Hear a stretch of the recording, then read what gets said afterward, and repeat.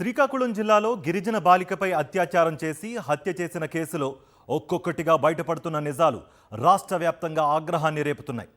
కలవల వెంకటేశ్వరరావు అనే నిందితుడి అరెస్టుపై ఇప్పటికీ స్పష్టత ఇవ్వలేదు పోలీసులు. వారి తీరుపై బాలిక తల్లిదండ్రుల్లో తీవ్ర అనుమానాలు వ్యక్తమవుతున్నాయి. నిందితుడు వెంకటేశ్వరరావుకు భారీ డబ్బు, రాజకీయ పలుకుబడి ఉందన్న ఆరోపణలున్నాయి. శ్రీకాకుళం జిల్లా హీరా మండలంలో ఒక గ్రామానికి చెందిన దంపతుల ఏకైక కుమార్తె విజయనగరం జిల్లా శృంగవరపుకోటలోని ఒక ప్రైవేట్ కళాశాలలో ఇంటర్ ప్రథమ సంవత్సరం చదువుతోంది. ఇటీవల పరీక్షలు రాసి ఇంటికొచ్చింది. స్థానికంగా సివిల్ ఇంజనీర్ గా పనిచేస్తున్న వెంకటేశ్వరరావు ఆ అమ్మాయికి పాఠాలు చెబుతాను, నా వద్దకు పంపండి అని తల్లిదండ్రులను ఒప్పించాడు. ఈ నెల 23న బాలికను నిర్మానుష్య ప్రాంతానికి తీసుకెళ్లిన ఆమెపై అత్యాచారానికి పాల్పడి పైశాచికంగా దాడి చేశారు. అనంతరం మీ కుమార్తె అనారోగ్యానికి గురైంది అంటూ 24న తల్లిదండ్రులకు సమాచారం ఇచ్చాడు. ఆమె కొన ఊపిరితో ఉన్నప్పటికీ మీ కుమార్తె చనిపోయింది, అందుకు నేనే కారణం. ఈ విషయం బయటకు చెప్పకుండా దహన సంస్కారాలు నిర్వహించండి, మీకు డబ్బిస్తాను అని తల్లిదండ్రులపై ఒత్తిడి తీసుకొచ్చాడు. కొన ఊపిరితో ఉన్న కుమార్తెను వారు శ్రీకాకుళం గ్రామీణ మండలం రాగోలు వద్ద ఉన్న ప్రైవేట్ ఆసుపత్రికి తీసుకెళ్లారు. పరీక్షించిన వైద్యులు బాలిక మృతి చెందినట్లుగా ధృవీకరించారు.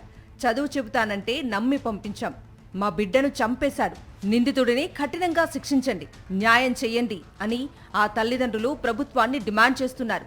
హాస్పిటల్ రిపోర్ట్లో మేడంలు అందరూ చెప్పారు, దారుణంగా చనిపోయింది మీ అమ్మాయి, చంపారు. ఇది గుండె నొప్పి కాదు, కడుపు నొప్పి కాదు, ఏ కళ్ళు తిరగడం కాదు, కానీ ఆ పిల్లకి దారుణంగా చంపారు అనుకుని చాలామంది డాక్టర్లు అతనికి పరిచయము. ఆ డాక్టర్ వల్ల పరిచయం వల్ల పాప డాక్టర్ పనిచేస్తుంది కాబట్టి మాకు న్యాయం జరుగుతుంది అనుకుని మాకు నమ్మకం అయితే లేదు.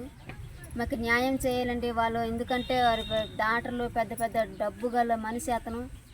ఆయనకు కోట్లు ఆస్తుంది, కోట్ల డబ్బు ఉంది, అతను రాజకీయం సంబంధించిన మనిషి ఆయన.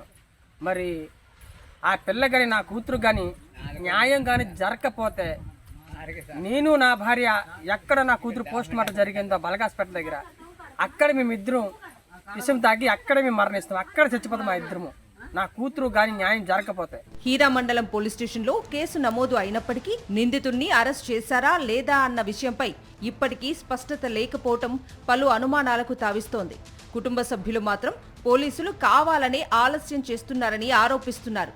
నిందితునికి డబ్బు, పలుకుబడి ఉందని అతని ఒత్తిడితో కేసును బలహీనపరుస్తారేమోనని తల్లిదండ్రులు ఆవేదన చెందుతున్నారు. మాకు న్యాయం కావాలి అంటూ బాధితురాలి తండ్రి ఆవేదన వ్యక్తం చేస్తూ న్యాయం జరగకపోతే భార్యతో కలిసి ఆత్మహత్య చేసుకుంటామని హెచ్చరిస్తున్నారు. నిందితుడు వెంకటేశ్వరరావుకు కఠిన శిక్ష విధించాలని డిమాండ్ చేస్తున్నారు.